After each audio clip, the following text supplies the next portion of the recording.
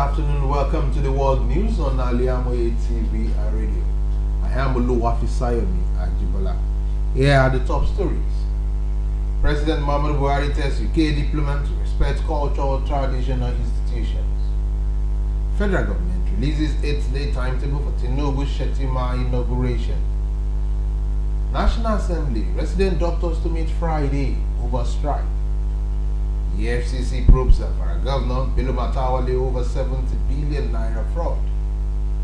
And in business, Nigerian target 30 gigawatts of electricity by 2030. On the foreign scene, Italy floods have 13 dead and 4,000 from their homes. In sport, Liverpool manager Jurgen Klopp handed over touchline ban. Details of this are more coming up shortly.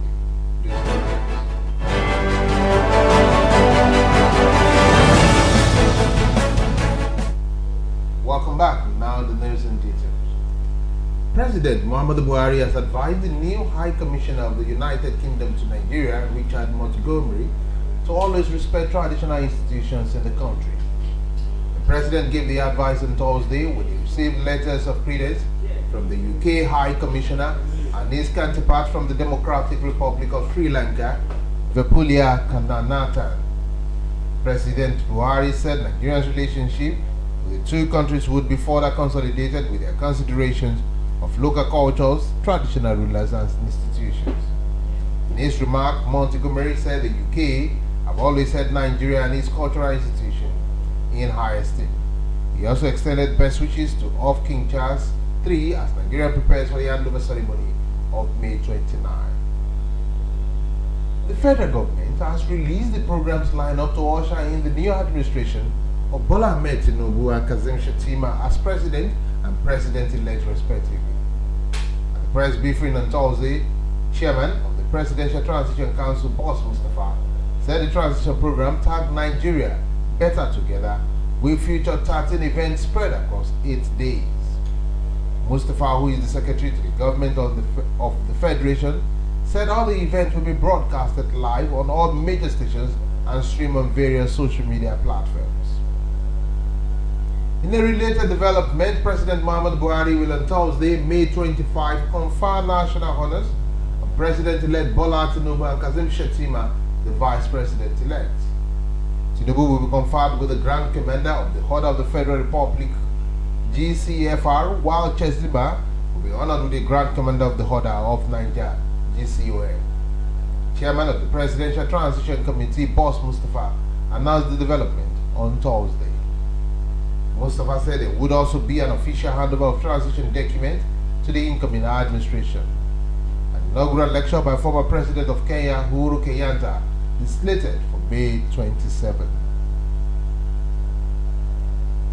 The National Assembly has invited the Nigerian Associations of Resident Doctors, NARD, to a meeting over its ongoing strike action. The president of the association, Dr. Emeka Oji, disclosed this on Thursday. The meeting, according to Oji, is scheduled to hold today, Friday. Resident doctors across 79 tertiary health facilities commenced a 5-day warning strike on Wednesday to press home their demands. The doctors had demanded an immediate increment in the consolidated medical salary structure to the tune of 200% of the current gross salaries of doctors, among other demands. The National Population Commission (NPC) said it has spent over 200 billion naira for the preparation of the 2023 Population and Housing Scheme, Housing Census. Speaking at the breakfast meeting on Thursday, Executive Chairman of the Commission, Nasir Kwara, said the money spent was part of the 800 billion naira expected from the federal government as the total budget for the conduct of the population census. Kwara said the money included the cost of more than 5 years of preparing for the exercise. He said the cost of conducting a digital census was high as the Commission will be procuring equipment and data needed for the exercise. He added that about 1 million personnel have been recruited to conduct the credible and acceptable digital census. A Sabo Yaba Chief Magistrate Court in Lagos State on Thursday granted an application for an extension for remand of Afrobeat singer Seun Kuti for additional 4 days. The Chief Magistrate Mrs. AJIBOLA also extended Kuti's remand until May 22. Mr. Simon Liu, SAN, who led the police legal team to the court, had moved the applications for the extension to allow further investigation into the case. Kuti was earlier arraigned on Tuesday, during which the Chief Magistrate ordered his remand for 48 hours. The Economic and Financial Crimes Commission, EFCC, says the outgoing governor of Zamfara State, Bello Matawalle, is under investigation for alleged 70 million naira. I beg your pardon, alleged 70 billion naira fraud. The commission, in a statement on Thursday, said the governor is being investigated over allegations of monumental corruption, award of phantom contracts, and diversion of over 70 billion naira. The money, which was sourced as a loan from an old generation bank purportedly for the execution of projects across the local government areas of the state, was allegedly diverted by the governor through proxies and contractors. The FCC further said its investigation so far revealed that more than 100 companies have received payment from the fund with no evidence of service rendered to the state. You are listening to the world news on Al-IyamoyeTv and radio. Still to come after this break: business, foreign, and sport. You stay with us.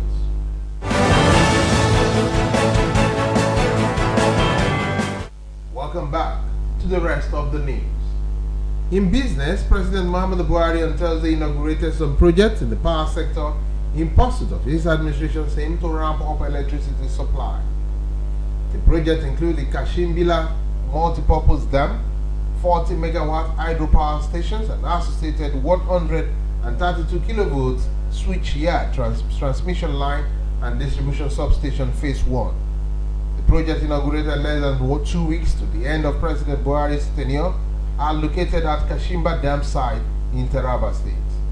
Speaking at the virtual ceremony held at the State House in Abuja, the President highlighted his role in his administration commitment to achieving target of 30 gigawatts of electricity in the country by 2030.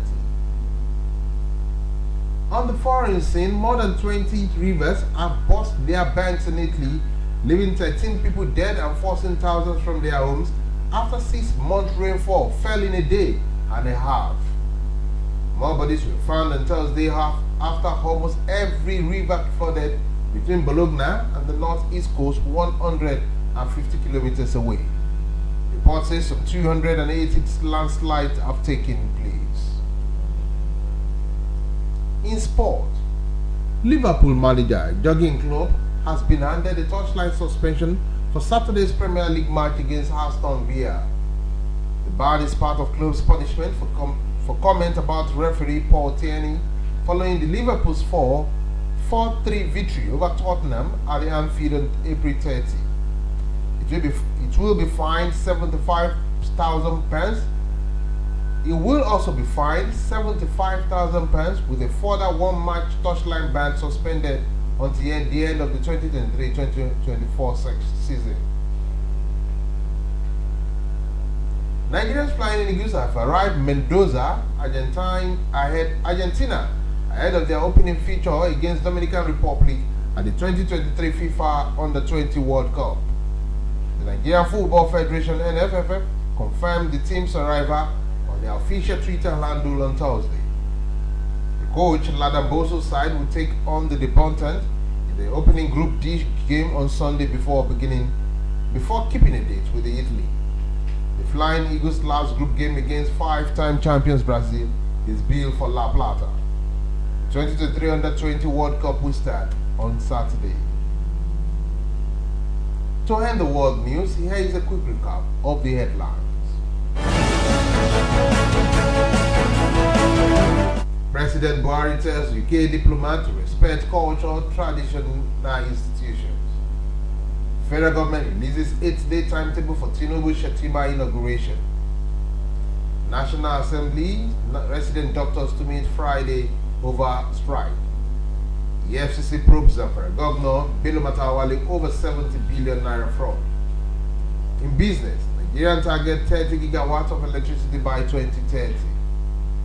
On the foreign scene, Italy floods leave 13 dead and force thousands from their homes. sports, Liverpool manager Jurgen Klopp handed the touchline ban. The world news was edited by Tawheed Habidat. For more news and updates, you can follow us on social media, www.facebook.com/ALIyamoyeTv.com, on Twitter at Iyamoye, and on Instagram at Al-IyamoyeTv/radio.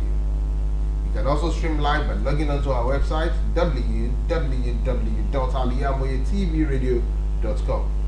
Thanks for listening. I am OLUWAFISAYOMI. AJIBOLA.